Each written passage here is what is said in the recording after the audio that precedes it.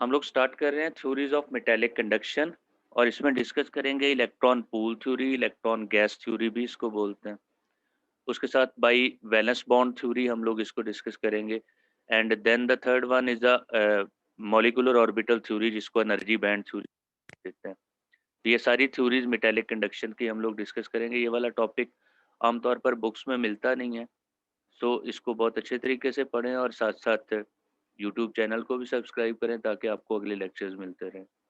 उसके साथ इलेक्ट्रोलिटिक कंडक्शंस हम लोग पढ़ेंगे।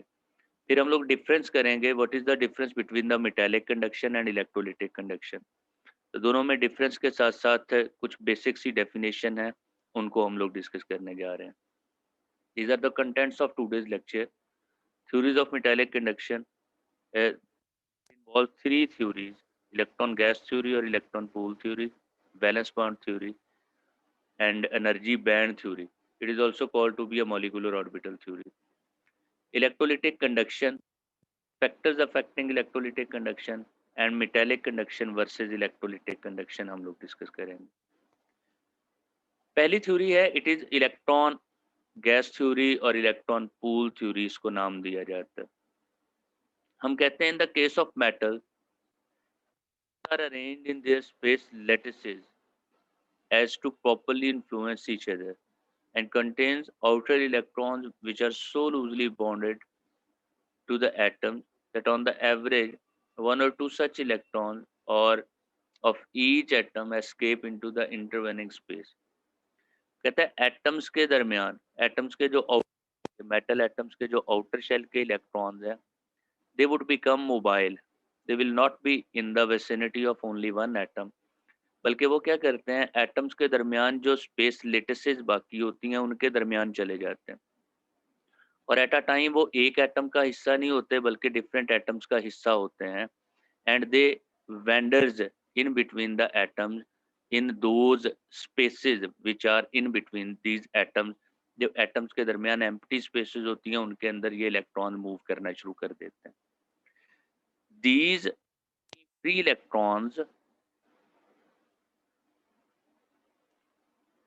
move about between the atoms at comparatively high speed। ये एटम्स के दरमियान हाई स्पीड से मूव करते हैं। Metal as a whole electrically neutral होती है और ये इलेक्ट्रॉन जिस एटम से निकलता है, सपोज उसके ऊपर अगर पॉजिटिव चार्ज आया तो इलेक्ट्रॉन के ऊपर नेगेटिव चार्ज भी है। तो ये पॉजिटिव चार्जेस और नेगेटिव चार्जेस आपस में इक्वल होते हैं। जब पॉजिटिव और नेगेटिव चार्जेस इक्वल हैं तो ओवरऑल मेटल जो है वो न्यूट्रल है, but are flowing through that metal, electron उस मेटल में से फ्लो करते हैं। A free electron in a metal will travel past approximately 100 atoms before colliding with the other particles or entering an atom। मतलब एक free electron एक metal से या मेटल एटम से विल ट्रेवल पास्ट अप्रोक्सीमेटली 100, तकरीबन 100 atoms को pass out करता है, then it would collide with that of the other atom. तो 100 टाइम अप्रोक्सीमेटली वो पास आउट करने में लेता है, फिर वो अगला कोलिजन देता है, then it will make the next collision 100 time या 0.0001 सेंटीमीटर कवर करने के बाद वो नेक्स्ट वन कोलिजन देता है। इसका मतलब है free electron continuous state of movement में रहते हैं और रैंडम पास पर वो मूव करते हैं। जब वो एक दूसरे के साथ कोलाइड करेंगे definitely direction of movement change होगी और वो रैंडमली मूव करते हैं। तो इधर मूव कर रहा है, ये डायरेक्शन होगी, अगेन ये डायरेक्शन होगी, तो वो डायरेक्शन चेंज कर करके मूव करते चले जाते हैं। Because of these motions the cloud of free electrons is formed consisting of some slow and some fast electron. इस तरह जब इलेक्ट्रॉन मूव करते हैं, a cloud of free electron moves from right या from negative end towards the positive end. तो वो cloud of electron कहीं पर ज्यादा हो सकता है, कहीं पर कम हो सकता है, लेकिन वो जो डिफरेंस है उसका इलेक्ट्रॉनिक क्लाउड का कॉन्सेंट्रेशन का, वो बहुत कम टाइम के लिए होता है, मिनिमल टाइम के लिए होता है। Electron pool theory when battery is connected with that wire, आप एक तरफ नेगेटिव एंड बना दें, एक तरफ पॉजिटिव एंड बना दें, what happens, from the negative and electrons enter into the metal and from positive and they would leave the metal. ये कहता है बिल्कुल ऐसे ही ड्रॉप ऑफ वाटर को आप एक लेक के अंदर छोड़ें, तो वो डिफरेंट वाटर के ड्रॉप्स के साथ, ड्रॉपलेट के साथ कोलाइड करते हुए उसके अंदर खो जाएगा और एक पॉइंट ऐसा आएगा कि it will evolve from the other and, वो स्पिल वे से बाहर निकल जाता है। तो एग्जैक्टली जो इलेक्ट्रॉन बैटरी से एंटर हो रहा होता है एक साइड पर, वो उसी तरह से कोलिजन देता है दूसरे एटम्स के साथ, और एटम्स और इलेक्ट्रॉन के साथ कोलाइड करता हुआ वो एक एंड से पास आउट हो जाता है। वायर में भी इलेक्ट्रॉन बिल्कुल ऐसे ही इम्पल्स ऑफ इलेक्ट्रिसिटी के अंडर वो मूव करते हैं from the negative end towards the positive and. The drift visual free electron which amounts to only a few centimeter per second might carry it to the other end of the wire। इसको drift velocity का नाम देते हैं। वो जो collide करता हुआ दूसरी साइड पर मूव करता है जिग जैग, तो it moves with the drift velocity of few centimetre per second over a long interval, say 1 second। The thermal movement of the free electrons is quite uniform, but during a very short time interval the cloud of the free electron in one part having slightly larger number। ये हमने पहले भी बात की है। ऐसा हो सकता है कि बहुत कम टाइम के लिए किसी एक जगह पर इलेक्ट्रॉनिक क्लाउड लार्ज हो, किसी दूसरी जगह पर इलेक्ट्रॉनिक क्लाउड उतना लार्ज नहीं है, कम है, तो electron from the largest cloud toward the lower electronic cloud move करता है और अगले ही लम्हे वो इलेक्ट्रॉनिक क्लाउड डिस्ट्रीब्यूट हो जाता है, इक्वली डिस्ट्रीब्यूट हो जाता है। They actually serve as a source of noise. वो जो इलेक्ट्रॉनिक क्लाउड होती है किसी एक जगह पर बहुत कम टाइम के लिए, वो नॉइज का बायस बनती है। तो थर्मल नॉइज का नाम भी दे सकते हैं। It is due to the temperature difference. ऐसा यूजुअली टेम्परेचर डिफरेंस की वजह से हो सकता है। तो electron from one part of the metal wire to the other part of the metal wire move करते हैं due to these mobile electron which are of the outermost shells of the atom. Atom के outer shell के electron freely या mobile move करते हैं। Mobile electron होते हैं वो एटम टू एटम मूव करते हैं। जब हम लोग करंट पास करते हैं, इलेक्ट्रिसिटी पास करते हैं, जब बैटरी के साथ कनेक्ट करते हैं, तो वो नेगेटिव एंड से पॉजिटिव एंड की तरफ ड्रिफ्ट वेलोसिटी से मूव करना शुरू कर देते हैं। Next is the valence bond theory. ये थ्योरी कहती है कि एक्चुअल एटम जो है, ये देखें, ये एल्यूमिनियम के एटम हमने शो किए हैं। सपोज करें ये एल्यूमिनियम का सेंट्रल एटम है, इसके पास 3 इलेक्ट्रॉन है। ये भी एल्यूमिनियम के एटम्स हैं। ये अपना एक एक इलेक्ट्रॉन यहाँ प्रोवाइड करते हैं। एक डीलोकलाइज्ड कोवेलेंट बॉन्ड यहाँ बन गया, एक डीलोकलाइज्ड कोवेलेंट बॉन्ड ये बन गया, एक डीलोकलाइज्ड कोवेलेंट बॉन्ड ये बन गया। लेकिन इस एल्यूमिनियम के क्योंकि 3 इलेक्ट्रॉन है, वो तो इसने यूज कर लिया डीलोकलाइज्ड कोवेलेंट बॉन्ड बनाने में। चौथे एल्यूमिनियम के साथ ये बॉन्ड नहीं बना सकता। तो वहां पर क्या है, एक एम्प्टी स्पेस बाकी है, इलेक्ट्रॉन डेफिशिएंट स्पेस बाकी है, which is called as a hole. अब ये जो होल है, इसके अंदर electron from the neighbouring atom from this atom move करना शुरू कर देते हैं। जब इसमें इलेक्ट्रॉन का फ्लो स्टार्ट हो जाता है तो होल आगे ट्रांसफर होता जाता है। It is assumed that the holes, the electron deficient spaces cause the flow of the electron. ये इलेक्ट्रॉन के फ्लो का बायस बनती हैं। डीलोकलाइज्ड कोवेलेंट बॉन्ड जो मेटल एटम्स के दरमियान बनते हैं, वो ब्रेकअप होते हैं, उनके इलेक्ट्रॉन मूवेबल होते हैं और वो इलेक्ट्रॉन आगे मूव करते जाते हैं।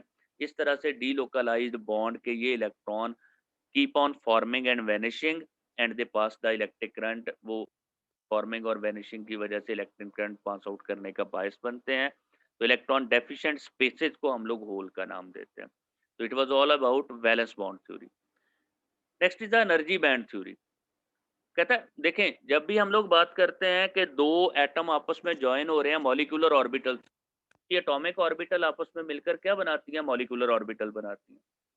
एग्जैक्टली ऐसे ही मेटल के एटम जो हैं, सपोज करें किसी मेटल की, सोडियम मेटल की बात करते हैं, तो सोडियम मेटल की 3s ऑर्बिटल जो है उसके अंदर एक इलेक्ट्रॉन है।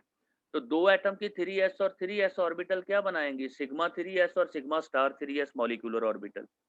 तो जब वो सारी ऑर्बिटल हिस्सा लेती हैं तो मेटल की ये ऑर्बिटल्स आपस में बॉन्डिंग करके a large number of molecular orbital, suppose करें वहां 100 सोडियम एटम है, तो 100 बॉन्डिंग मॉलिक्यूलर ऑर्बिटल बन जाएंगी, 100 एंटी बॉन्डिंग मॉलिक्यूलर ऑर्बिटल बन जाएंगी।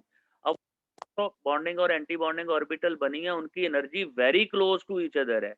तो very close to each other होने की वजह से वो एंटी बॉन्डिंग ऑर्बिटल में भी एक बैंड ऑफ एनर्जीज बना देंगी और बॉन्डिंग और बैंड ऑफ एनर्जीज बना देंगी। तो इसको मॉलिक्यूलर ऑर्बिटल थ्योरी या एनर्जी बैंड थ्योरी का नाम देते हैं। वो जो बैंड ऑफ एनर्जीज बनते हैं, वो कहता है हमने तो सिर्फ 100 एटम की बात की है ना, वो कहता है 10⁻20 के करीब करीब एटम्स होते हैं।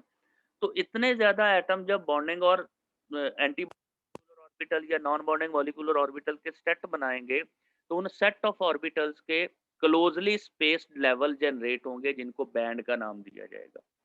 तो however some intervals of energy contained in the orbital forming band gaps। अब एक बॉन्डिंग मॉलिक्यूलर ऑर्बिटल का गैप बन गया, एक नॉन बॉन्डिंग का बन गया, एक एंटी बॉन्डिंग का बन गया, तो उनके दरमियान एनर्जी गैप्स आते हैं, उनको बैंड गैप्स का नाम देते हैं। वो कहते हैं मेटल के अंदर क्या होता है, इनकी जो सेपरेशन होती है बैंड गैप की, यानी जो इन एनर्जी लेवल के दरमियान गैप होता है, वो एटॉमिक वाइब्रेशन या फोनॉन्स पर मुश्तमिल होता है। यानी जो उनके थर्मल एनर्जी है वो उनको अबूर कर सकती है या उन गैप्स को क्रॉस कर सकती है। Vibration is comparable with the energy uncertainty due to Heisenberg's uncertainty principle, reasonably long interval of time. As a result, the separation between the energy levels, वो जो कहता है बैंड गैप्स आते हैं मेटल के अंदर, वो थर्मियोनिक लेवल्स के ऊपर, फोनोनिक्स लेवल के ऊपर, या जो अनसर्टेनिटी एनर्जी होती है हाइजेनबर्ग अनसर्टेनिटी प्रिंसिपल में के ऑफ इलेक्ट्रॉन, आप कहते हैं ना probability of finding the electron will be maximum in the orbital. तो ऑर्बिटल के अंदर डिफरेंट जो एनर्जी लेवल हैं छोटे छोटे, उनके अंदर इलेक्ट्रॉन के पाए जाने के इम्कान हैं, उसको बोलते हैं हाइजेनबर्ग अनसर्टेनिटी लेवल। तो हाइजेनबर्ग अनसर्टेनिटी लेवल के अंदर एग्जिस्ट करती है। ये देखें यहाँ तो ये वैलेंस बैंड बन गया, ये कंडक्शन बैंड बन गया, ये जो दरमियान में इसके कॉल्ड एज बैंड गैप। ये बैंड गैप मेटल्स में नहीं है, मेटल्स में कंडक्शन बैंड और वैलेंस बैंड एक दूसरे को ओवरलैप कर रहे हैं। सेमीकंडक्टर्स के अंदर ये बैंड गैप बहुत कम होता है। आप हीट करेंगे तो सेमीकंडक्टर के इलेक्ट्रॉन कंडक्शन बैंड में जाएंगे। तो semiconductors upon heating would become conductor, और whenever they will be in cold state they will be insulator. यहाँ पर इवन आप हीट भी प्रोवाइड करें तो इलेक्ट्रॉन वैलेंस बैंड से कंडक्शन बैंड में नहीं जा सकते। तो ये तो कंडक्टर बन गए ड्यू टू द ओवरलैपिंग, ये कंडक्टर बन गए ड्यू टू द हीटिंग, और ये कंडक्टर बने नहीं बनते बिकॉज इनके दरमियान ये बैंड गैप इतना ज्यादा है कि they will not be conductor at all, तो इनको इंसुलेटर बोला जाता है। तो मेटल्स में ये जो इतना कम है कि वो थर्मियोनिक या आपने अभी नाम दिया इसको फिनोनिक एनर्जी लेवल्स के ऊपर या हाइजेनबर्ग अनसर्टेनिटी लेवल्स में एग्जिस्ट करता है, सो इसके इलेक्ट्रॉन अवेलेबल होते हैं फॉर द कंडक्शन। इंसुलेटर में ये हम लोगों ने लिखा है कि फॉरबिडिंग एनर्जी गैप बहुत ज्यादा होने की वजह से insulator would not become conductor, तो वो बनते हैं। जब हम इलेक्ट्रोलिटिक कंडक्शन की बात करते हैं, the ability of electrolytic solution to allow the passage of electric current through them is known as electrolyte conductance या electrolytic conductance.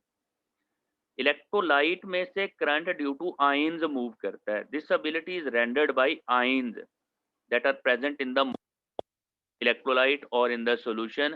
Due to the dissociation of the electrolytes can conduct electricity only in the molten and aqueous solution. For example, NaCl अगर solid form में आप लेते हैं तो solid form में तो वो करंट कंडक्ट नहीं करता, और solid form में उसके अंदर आयंस मूवेबल नहीं होते। जब आप उसको molten form में लेते हैं या आप उसका solution बनाते हैं, these ions would become movable. जब आयंस मूवेबल होते हैं, they would take electrons from the cathode, sorry anode, anode से इलेक्ट्रॉन लेते हैं, एनोड पर ऑक्सीडेशन होती है और एनोड पर आकर ये इलेक्ट्रॉन देते हैं, कैथोड से जाकर ये इलेक्ट्रॉन ले रहे होते हैं। तो सॉल्यूशन के अंदर इलेक्ट्रॉन का फ्लो ड्यू टू आयंस हो रहा। Some of the typical examples of the electrolytes that conduct electricity either in molten form और एक्वस स्टेट, तो कौन कौन से हैं typical electrolyte? Potassium nitrate, sodium chloride, potassium chloride form में लें या इनको सॉल्यूशन फॉर्म में लें तो ये करंट कंडक्ट करने का बायस बनते हैं। The unit of conductance is siemens per metre, ये कंडक्टेंस की यूनिट ली जाती है। कंडक्टेंस का रेसिप्रोकल क्या है? रेजिस्टेंस, रेजिस्टेंस की यूनिट ली जाती है ओहम। बस दफा कंडक्टेंस की यूनिट आप पर ओहम भी लिख देते हैं। Ohm's law for determination of current is V by R. जैसे रेजिस्टेंस है ऐसे ही रेजिस्टिविटी एग्जिस्ट करती है। यूनिट वॉल्यूम मटेरियल की रेजिस्टेंस को हम रेजिस्टिविटी बोलते हैं, और यूनिट वॉल्यूम कंडक्टर की कंडक्टिविटी को कंडक्टेंस को किसी मटेरियल के यूनिट वॉल्यूम यानी जिसका वॉल्यूम 1 क्यूब मीटर हो, तो उसकी कंडक्टेंस को हम लोग कंडक्टिविटी कहते हैं। तो आपने ये डेफिनेशन याद रखनी है, रेजिस्टेंस, कंडक्टेंस, कंडक्टिविटी, रेजिस्टिविटी और इनके यूनिट्स क्या होते हैं। What are the factors affecting electrolytic conductance? अब ऑफ आयंस, जाहिर है कंडक्टेंस, इलेक्ट्रोलिटिक कंडक्टेंस किसकी वजह से है? आयंस की मूवमेंट की वजह से। तो जब आयंस की कॉन्सेंट्रेशन ज्यादा होगी, ज्यादा आयंस मूव करेंगे। जब ज्यादा आयंस मूव करेंगे तो इसका क्या मतलब? ज्यादा आयंस के मूव करने की वजह से इलेक्ट्रोलिटिक कंडक्शन ज्यादा होगी। तो कॉन्सेंट्रेशन ऑफ आयन जितनी ज्यादा करेंगे, इलेक्ट्रोलिटिक कंडक्शन बढ़ती जाएगी। दूसरा, nature of electrolyte. Nature of electrolyte से क्या मुराद है? आपके इलेक्ट्रोलाइट स्ट्रॉन्ग हो सकते हैं, वीक इलेक्ट्रोलाइट हो सकते हैं। अगर स्ट्रॉन्ग इलेक्ट्रोलाइट है तो जाहिर है वो ज्यादा आयोनाइज होंगे, ज्यादा आयंस बनाएंगे। अगर वीक इलेक्ट्रोलाइट है वो वीकली आयोनाइजेबल होंगे, वो कम आयंस बनाएंगे। तो जितना स्ट्रॉन्ग इलेक्ट्रोलाइट है उसकी डिग्री ऑफ डिसोसिएशन उतनी ज्यादा होगी, वो उतने ज्यादा आयंस देगा, कॉन्सेंट्रेशन ऑफ आयंस बढ़ेगी, तो जाहिर है क्या होगा? इलेक्ट्रोलाइट बढ़ती जाएगी। तो जितना इलेक्ट्रोलाइट ज्यादा स्ट्रॉन्ग है, कॉन्सेंट्रेशन ऑफ आयंस बढ़ेगी। कॉन्सेंट्रेशन ऑफ आयन, उसकी डिग्री ऑफ डिसोसिएशन ज्यादा होने की वजह से जब बढ़ती है तो जाहिर है इलेक्ट्रोलिटिक कंडक्शन ज्यादा होती है। इसी तरह अगर आई वो वीक है इलेक्ट्रोलाइट, जैसे एसिटिक एसिड है, तो उसकी आयोनाइजेशन कम होती है। आयोनाइजेशन कम होगी तो कम आयंस बनेंगे, तो जाहिर है कंडक्टिविटी। टेम्परेचर की बात करें तो चूंकि टेम्परेचर बढ़ाने से सोलोबिलिटी बढ़ती है, सोलोबिलिटी बढ़ेगी तो यूजुअली यूजुअली ऐसा होता है, बहुत कम ऐसे इलेक्ट्रोलाइट हैं जिनका टेम्परेचर बढ़ाने कम होती है, तो उनके लिए तो टेम्परेचर को बढ़ाने से कॉन्सेंट्रेशन कम होती जाएगी। लेकिन ज्यादातर इलेक्ट्रोलाइट के लिए टेम्परेचर बढ़ाने से चूंकि सोलोबिलिटी बढ़ती है, कॉन्सेंट्रेशन ऑफ आयंस बढ़ती है, तो इलेक्ट्रोलिटिक कंडक्शन ज्यादा होती चली जाती है। It is a comparison between the metallic conduction and electrolytic conduction.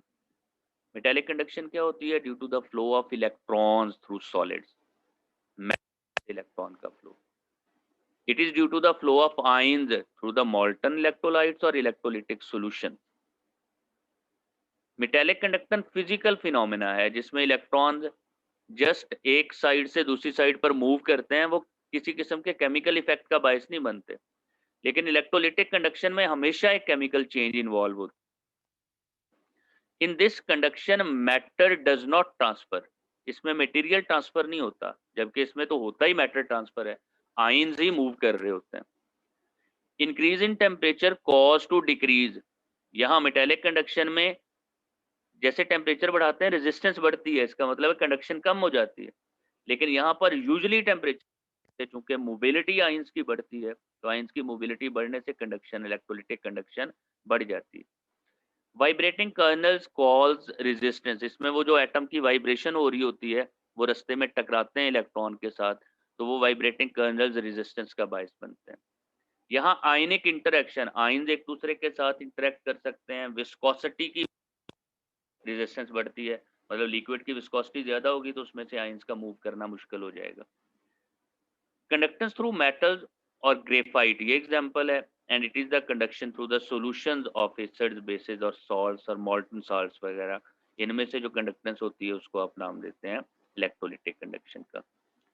These are the few questions topic, इनको आप लोगों ने डिस्कस करना है, इससे बेसिक सी अंडरस्टैंडिंग जनरेट करनी है।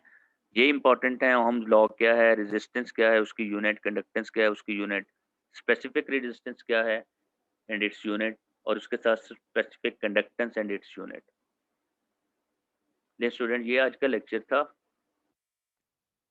अल्लाह हाफिज, हैव अ गुड डे। आपको